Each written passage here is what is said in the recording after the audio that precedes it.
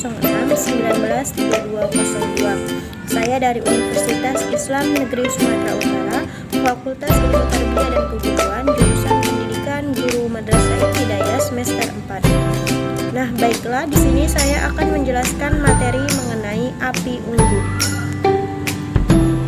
Api unggun dalam pramuka merupakan salah satu bentuk kegiatan di alam terbuka, khususnya pada malam hari. Api unggun sebagai kegiatan yang dapat mengembangkan aspek-aspek kejiwaan pada peserta didik. Api unggun bukan sebagai alat penyembahan. Pandangan itu tidak sesuai dengan nilai-nilai yang ditanamkan dalam dasar dharma pramuka, yakni takwa kepada Tuhan Yang Maha Esa. Nilai pada dasar dharma pertama jelas menggambarkan bahwa api unggun bukan sebagai alat untuk disembah oleh pramuka, namun di dalamnya terdapat berbagai macam nilai-nilai yang ditanamkan. Memiliki metode pengajaran pramuka yang salah satu isinya menggambarkan bahwa kegiatan kepramukaan dilakukan di alam bebas. Selanjutnya, hal-hal yang perlu diperhatikan dalam api unggun. Yang pertama, tempat api. Unggun berbentuk lingkaran besar, api terletak di tengah. Yang kedua, biasanya diadakan atraksi-atraksi pendek dan tegas dengan alat seadanya. Ketiga, tidak diperkenankan gaduh, mengeluarkan yel-yel bila mana ada regu yang sedang mempertunjukkan atraksi-atraksi. Yang terakhir, api unggun bukan tempat tontonan, tetapi semua harus ikut berganti-ganti mengisi acara. Selanjutnya, pramuka siaga tidak diperkenankan mengadakan kegiatan api unggun karena 1. Cuaca malam hari di alam terbuka sangat rawan bagi kesehatan anak usia siaga. Yang kedua, anak usia siaga belum mampu mengendalikan diri sehingga sangat mengkhawatirkan bila mengikuti api unggun. Yang terakhir, kegiatan pengganti api unggun tidak untuk siaga dapat dilaksanakan pada siang hari dalam bentuk peserta siaga, panggung gembira, gerak, lagu, dan sebagainya. Selanjutnya, nilai pendidikan dari api unggun diantaranya 1. Mempererat persaudaraan, memupuk kerjasama, menambah rasa keberanian dan kepercayaan diri, membuat suasana gembira, mengembangkan bakat dan kreativitas, dan memupuk disiplin bagi pelaku. Macam-macam bentuk api unggun. Yang pertama, bentuk piramida segitiga. Adapun bentuk yang pertama adalah bentuk piramida segitiga. Cara penyusunannya sebagai berikut. Kayu disusun segitiga sama sisi. Makin ke atas segitiganya semakin kecil, sehingga di tengah tumpukan kayu terdapat rongga. Di rongga tersebut ditaruh bahan yang mudah terbakar, misalnya jerami. Rongga inilah yang nantinya akan dijadikan sebagai sumber api yang pertama untuk dinyalakan. Model ini biasanya dibutuhkan kawat kecil untuk menjaga agar tumpukan kayu tidak roboh. Yang kedua, bentuk piramida bujur sangkar. Model yang kedua adalah piramida bujur sangkar. Pada dasarnya, membuat piramida bujur sangkar caranya sama dengan bentuk piramida segitiga.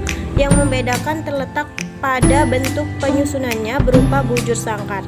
Perlu diingat bahwa model penyusunan piramida adalah model yang semakin ke atas semakin runcing. Nah, model bujur sangkar dalam penataan kayu umumnya ditidurkan dan tidak disusun ke atas. Yang ketiga, bentuk pagoda tegak. Hal ini dapat memungkinkan pencampuran kayu basah dan kayu kering, sebab di bentuk ini model kayu basah dan kering ditata tegak. Yang pertama-tama, pembaca membuat gawang terlebih dahulu sebagai tempat penyandar kayu dari bahan yang tidak mudah terbakar. Lalu kayu disandarkan pada gawang, misalnya kayu atau bambu basah. Dan yang terakhir, dalam rongga antar kayu ditaruh bahan bakar yang mudah terbakar. Yang keempat, bentuk pagoda roboh.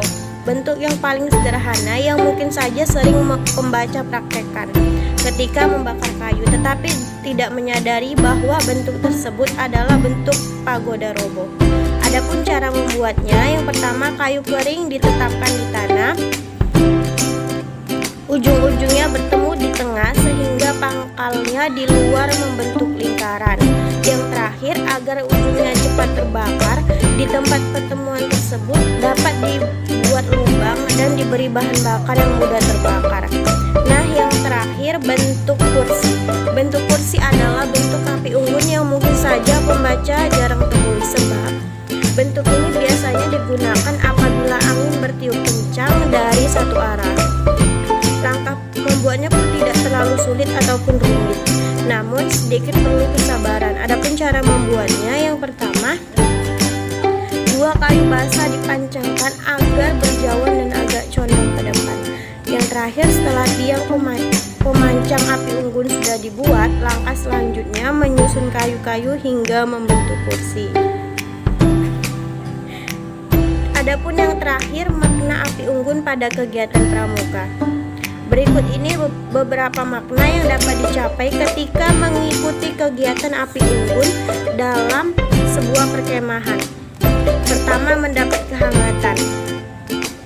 Tidak dapat dipungkiri, suasana di perkemahan sangatlah dingin, apalagi ketika berkemah di daerah pegunungan.